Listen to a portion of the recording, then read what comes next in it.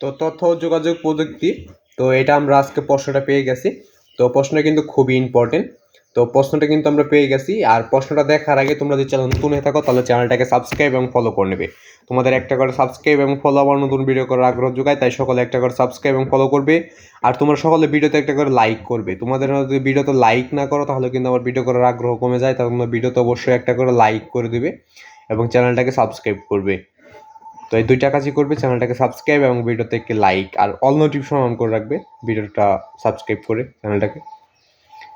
তো প্রশ্নটা দেখার আগে তোমরা যদি লাস্টের ভিডিওটুকু না দেখো তাহলে তোমরা কিন্তু সমস্যায় পড়বে। কারণ তোমাদেরকে কী করতে হবে, লাস্টেরটুকু অবশ্যই গুরুত্বপূর্ণ সহকারে শিখতে হবে, শুনতে হবে, তাহলে তোমাদের জন্য ভালো হবে। এবং প্রথমটুকু যদি দেখে তুমি চলে যাও তাহলে কিন্তু তোমাদের জন্য ভিডিওটা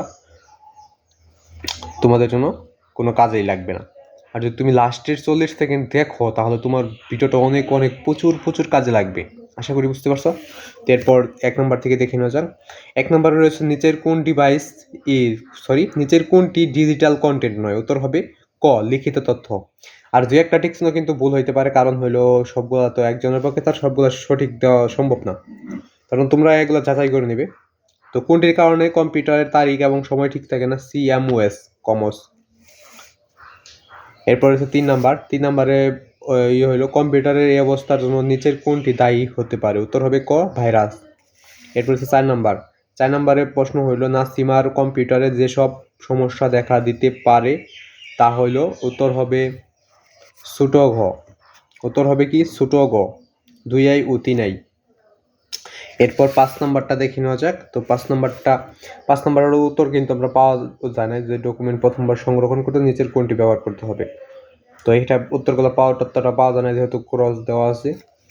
এরপর রয়েছে 6 উত্তর হবে ক। এরপর 7 উত্তর হবে বড় গ, মানে সবগুলাই সঠিক। এরপর 8 উত্তরটা পাওয়া যায় না, 8 উত্তরটা তোমরা বের করে নেবে।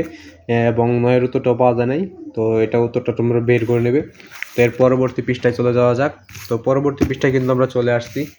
তো এখানে থেকে 10 থেকে শুরু হয়েছে। তো তোমাদের কিন্তু 25টা টিকচিহ্ন আসবে। তো 10 উত্তর প্রশ্ন রয়েছে যে প্রতিষ্ঠানের একটি অংশকে কি বলা হয়? উত্তর হবে হ্যান্ড আউটস। এবং 11 উত্তর হবে 12 জুন 2018। এরপর 12 নম্বর উত্তর হবে ক, রেজিস্ট্রি ক্লিন আপ সফটওয়্যার ব্যবহার করতে হবে। এরপর 13 উত্তর হবে খ, অপারেটিং সিস্টেম। এবং 14 উত্তরটা পাওয়া যায় নাই। এরপর 15 উত্তর হবে খ, অধ্যাপক ফ্রেন্ড কোহেন।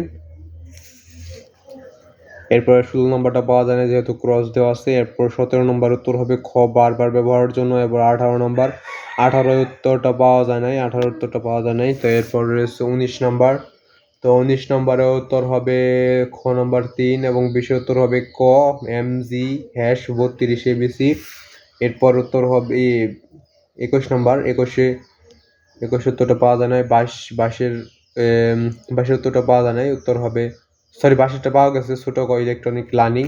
23 উত্তর হবে খ, ICT শিক্ষার। এবং 24 উত্তর হবে বড় গ। 24 উত্তরটা পাওয়া যায় নাই এবং 25 উত্তর হবে বড় গ। তো সবথেকে কম সময় উত্তরগুলো পেতে এবং ভালো ভালো ভিডিওগুলো পেতে এবং প্রশ্নগুলো আগে পেয়ে যেতে চ্যানেলটাকে সাবস্ক্রাইব ফলো করবে। এবং লাস্টের যে 40 সেকেন্ডের কথা বলছিলাম সেটা হইলো যে এইটাও কিন্তু 2023 সালের প্রশ্ন। তো তোমরা একটু খেয়াল করলে দেখতে পাবে কীভাবে প্রশ্ন হবে, সেটা তোমাদের জানানোর জন্যই কিন্তু আমি ভিডিওটা করছি।